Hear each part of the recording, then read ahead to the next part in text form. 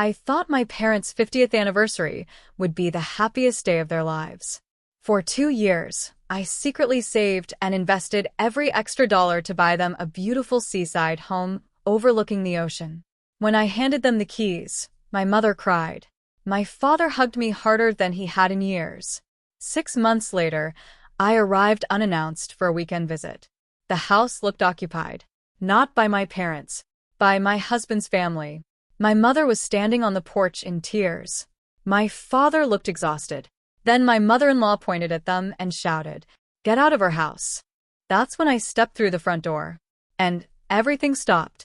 My name is Emily Wilson, and I was 34 years old when I learned that generosity without boundaries can become an invitation for disaster. My parents had spent their entire lives putting everyone else first.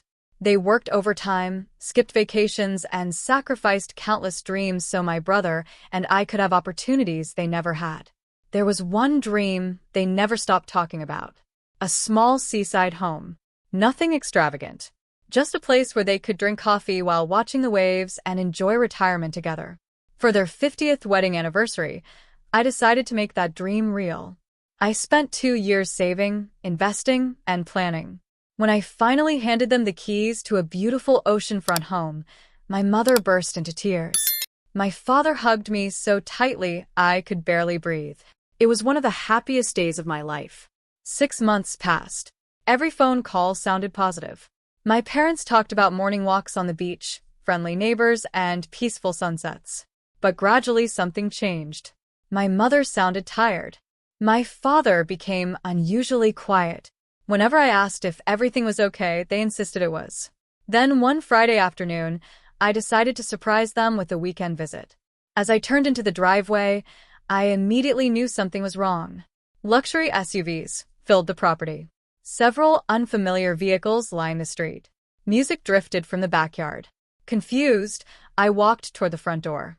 Then I heard my mother-in-law's voice echo through the house. Either move to the guest room or leave.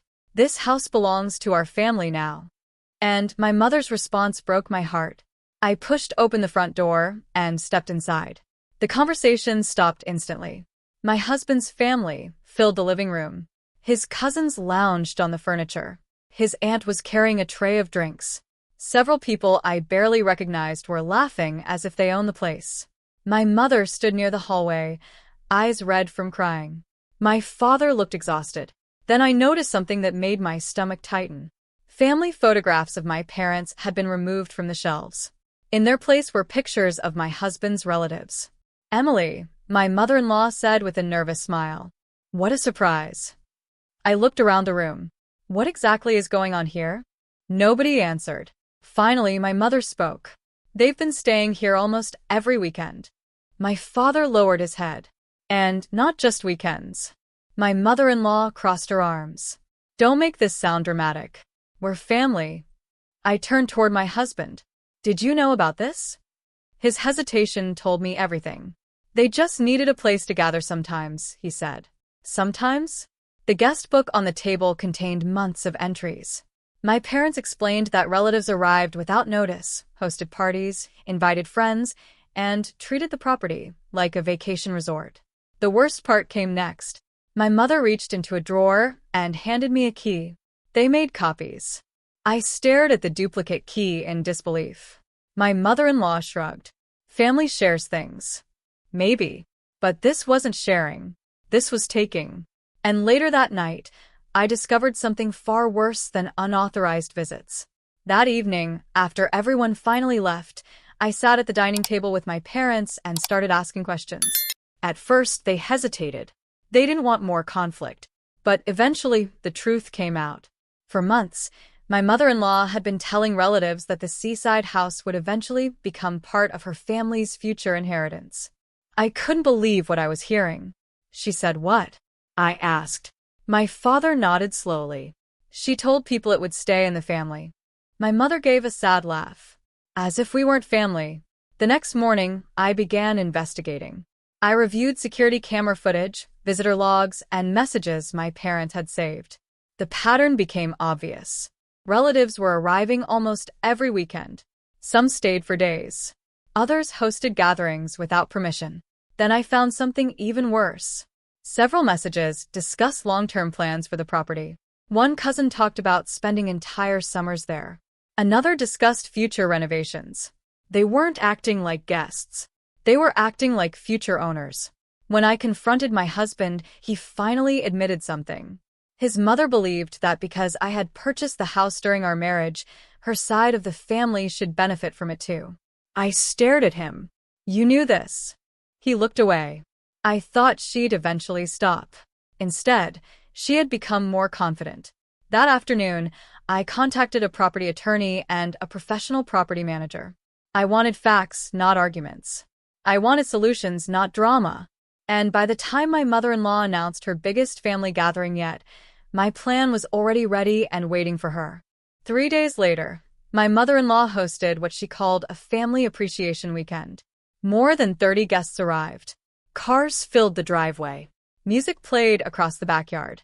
People carried coolers, beach chairs, and luggage into the house, as if they were checking into a private resort.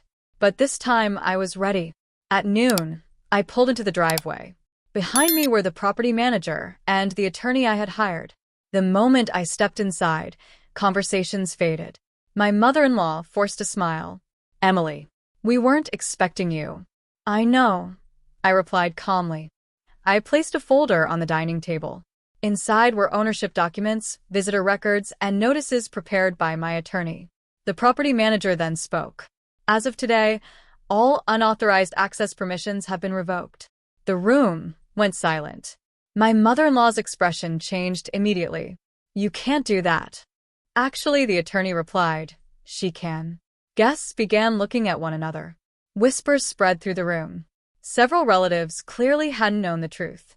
They believed the house belonged to the entire family. It didn't. I explained that my parents were the sole intended residents and that repeated unauthorized use had violated their privacy. One by one, guests started gathering their belongings. The atmosphere shifted from celebration to embarrassment. Then my husband stepped forward. For the first time, he admitted his family had crossed every reasonable boundary. My parents finally shared months of stress, pressure, and humiliation. And just when I thought the moment was over, my father slowly stood up. What he said next left the entire room speechless. My father looked around the room for several seconds before speaking. When he finally did, his voice was calm. "I spent 48 years working construction," he said. "Not because I loved it, because I loved my family." Nobody interrupted. I worked through storms, holidays, and weekends. I missed birthdays and vacations. Every sacrifice had one purpose: to build a life for the people I cared about. He glanced toward my mother. "Emily gave us this home as a gift, not because we asked for it, because she wanted us to enjoy something we never had." My mother's eyes filled with tears. Then my father looked directly at my mother-in-law. "A gift is not an invitation to take." The room fell silent. For the first time, nobody argued. Nobody defended what had happened. My husband stepped beside me. "I should have stopped this months ago," he admitted. "I'm sorry. It wasn't a perfect apology, but it was honest." Within an hour, the guests were gone. The duplicate keys were collected. Access permissions were permanently removed. And clear boundaries were established for everyone moving forward. A week later, I returned to visit my parents. The difference was immediate. The house felt peaceful again. My father was reading on the porch. My mother was tending flowers near the walkway. No crowds. No pressure. No unexpected visitors. That evening, we watched the sunset together over the ocean. As golden light reflected across the water, I realized something important. The greatest gift was never the house. It was protecting the people who made it a home.